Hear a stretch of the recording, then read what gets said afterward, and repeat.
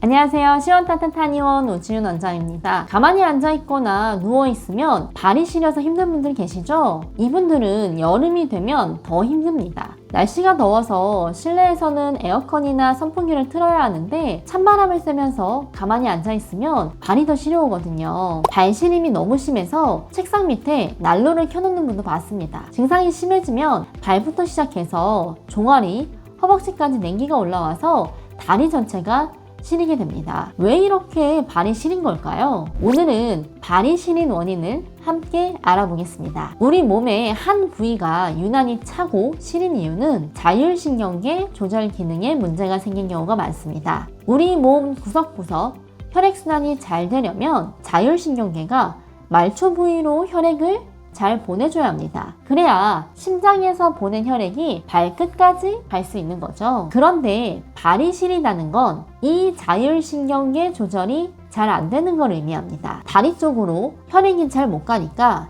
발이 차고 다리가 자주 붓습니다. 아래쪽이 순환이 안 되면 당연히 위쪽도 순환이 안 되겠죠. 그래서 여기저기 몸이 아프고 소화도 잘 안 되고 심하면 위로 열도 뜹니다. 이런 증상을 상열하한 이라고 합니다. 상열하한 증상이 심할수록 발시림도 심해집니다. 상열하한은 자율신경계의 기능이 무너진 상태이기 때문에 단순히 발에 핫팩을 대는 걸로는 발시림이 좋아지지 않습니다. 자율신경계가 무너지는 원인도 다양하기 때문에 상열하한 증상도 여러 유형이 있는데요. 오늘은 발시림 환자분들에게서 자주 보이는 상열하한 유형 3가지를 함께 살펴보겠습니다. 나는 이 중에서 어느 유형에 속하는지 한번 체크해 보세요. 첫 번째 발시림은 상열하한 중에 하한 유형입니다. 이분들은 자율신경계 검사상 교감신경과 부교감신경이 모두 저하되어 있는 경우가 많습니다. 평소 몸이 많이 찬 분들한테서 나타나는데요. 몸이 차기 때문에 혈관 운동과 순환 속도가 느려서 전신의 혈액순환 기능이 남들보다는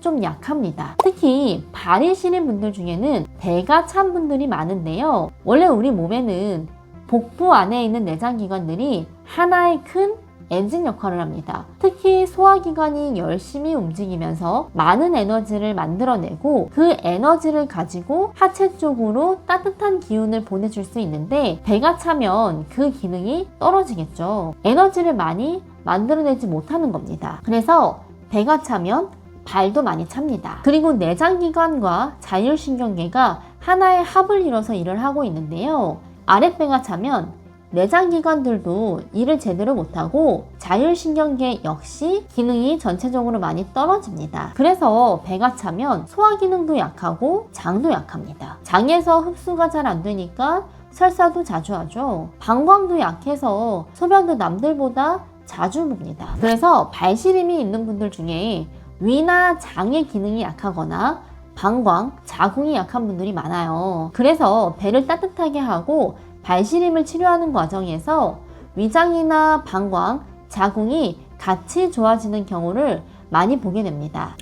두 번째는 상열하한 중에 상열 유형입니다. 이런 경우는 자율신경 검사를 해보면 스트레스 지수가 굉장히 높아져 있습니다. 갑자기 해야 할 일들이 많아지고 신경 써야 할 일들이 하나둘 늘어나면 스트레스 지수가 확 높아지죠. 그리고 일이 생각대로 잘 되지 않으면 화도 나고 답답합니다. 이 경우는 교감신경이 부교감신경에 비해서 많이 항진되면서 자율신경 균형이 깨지게 됩니다. 내가 열심히 집중하고 생각이 많아지고 신경이 곤두서게 되면 교감신경계가 확 흥분하는데요. 이 교감신경이 활성화되면 심장과 머리 쪽으로 혈액이 집중됩니다. 혈액이 몰리면서 열이 생기고 위로 열이 나는 거죠. 그래서 입도 마르고 가슴도 답답하고 열도 훅훅 오릅니다. 심하면 불면증, 두통, 어지럼증, 탈모 증상도 생깁니다. 이렇게 되면 아래쪽으로는 순환이 더 잘 안 되면서 싸늘해집니다. 위로는 열이 오르고 아래는 차서 발시림,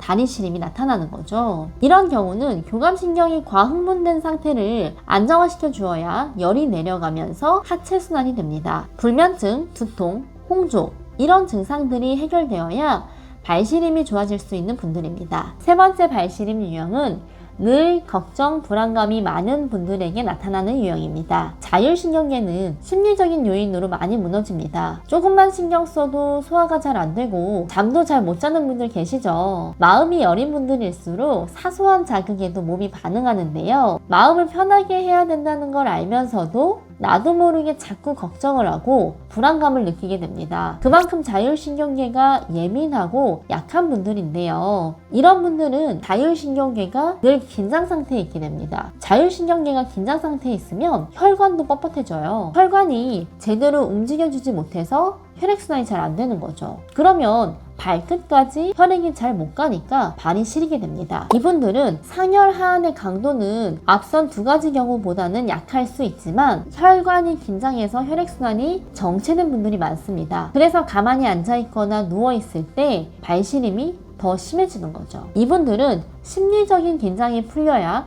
자율신경계 긴장도 풀리면서 하체가 따뜻해지고 발시림이 좋아질 수 있는 분들입니다. 혈관의 긴장을 풀어주고 몸을 따뜻하게 순환시키면서 마음도 따뜻하게 풀어주면 참 좋을 텐데요. 이럴 때 많이 쓰는 약재가 바로 당귀입니다. 상열하한 증상이 심하다면 일단 전문적으로 치료하는 한의원에서 진단을 받으시고 치료를 우선적으로 받으시는 게 좋고요. 상열하한이 약해진 상태라면 당귀를 꾸준히 챙겨 드시는 것도 도움이 됩니다. 정리하면 발시림은 상열하한 유형을 잘 파악해야 제대로 치료할 수 있습니다. 첫 번째, 하한이 두드러진 경우, 두 번째, 상열이 두드러진 경우, 세 번째, 긴장이 심한 경우, 이렇게 세 가지 유형을 알려드렸는데요. 이 경우 모두 발시림이 나타날 수 있지만 각각 치료 방법이 다 다릅니다. 그렇기 때문에 체열검사나 자율신경검사, 뇌파검사 등을 통해서 현재 내 몸 상태가 어떤지 진단받는 게